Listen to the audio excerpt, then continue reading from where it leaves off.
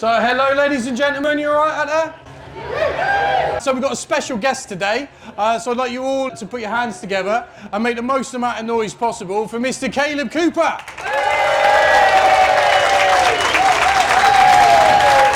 Hello everybody, hello. How's it going, mate? Good to see you, man, you all right? So I must say I'm no good cook, and that's for sure. I can do about baked beans on toast, and that's about it. Oh, mate, we're about to change that. You're going to be a burger master. I'm going to be a burger king. You will do, indeed. So in here we've got two cuts, and they're the two cuts that we think are best for burgers, and they're chuck and brisket that we're using there.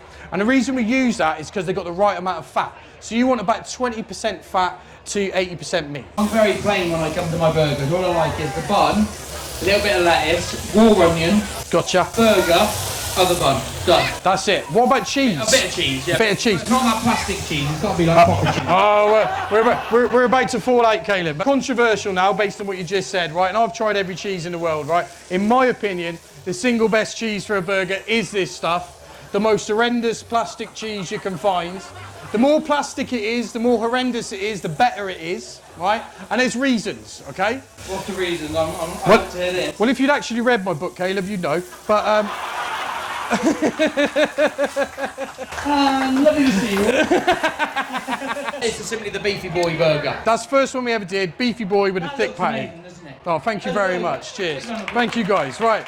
This is another thing. Do you simply pick it up and eat it, or do you cut it in half and then eat it? Oh, man, I always find it weird when people use a knife and fork to eat a burger. Yeah, so do I. I judge them way too much. Yeah, shit. If you sit in the restaurant, for example, look over in the distance, you see someone cut up a burger with a knife and fork, you just go, you're a wrong one, aren't you? That's what you are as a person, you're wrong. Yeah. But at the same time, you know, I like to cut mine in half and actually manage it better. Yeah, that's a bit, yeah, but you're right, the knife and fork, yeah. Check their hard drive if they're using a knife and fork. Right, so right, next one coming up, okay? I didn't say that. We're going to get cancelled. I think we're both cancelled after this today.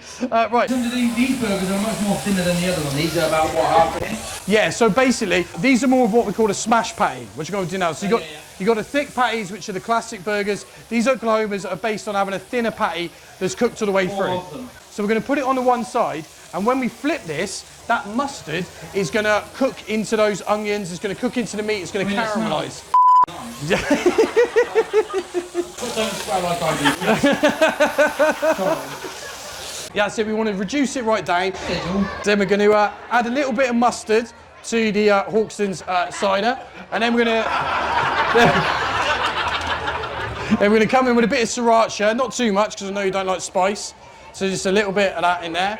So it's yeah.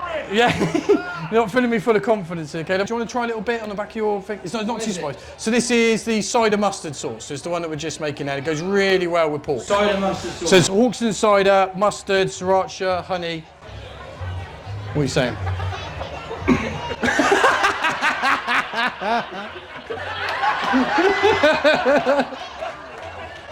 He's speechless.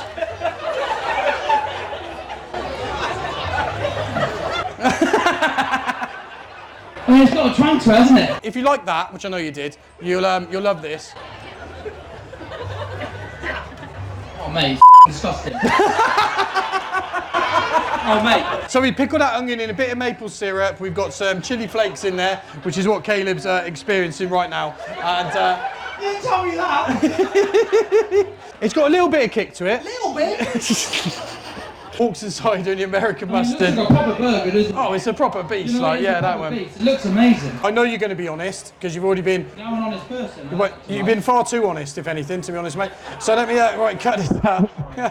So those are our three. So that's been our burger demo. Can everyone put their hands together and make the most amount of noise possible for Kaleb, who's been up here? I like the different colours in terms of this one with the green of the lettuce and everything, and then this one looks a little bit more like you're going to get a heart attack, and then this one here looks basically like 3 counters, and they're very colourful, sun's out, you know what I mean? It's lovely. That's it, mate. And I think the great thing about burgers, and what I'm still excited about them, is that all the different things you can do, and it's all using similar ingredients, but you end up with 3 completely different burgers 100%. that all taste completely different. What I like to see as well is when people order a burger, it tells you who you are as a person, doesn't it? Yeah. You know what I mean? So you're going to learn a lot by which one that you like on here Cheers, with the plastic cheese. So thank you very much, guys. Head up here, come and try your burger. We'll come and cut them up, and you can try some. All good, Joe? It's a nice one, that, isn't it?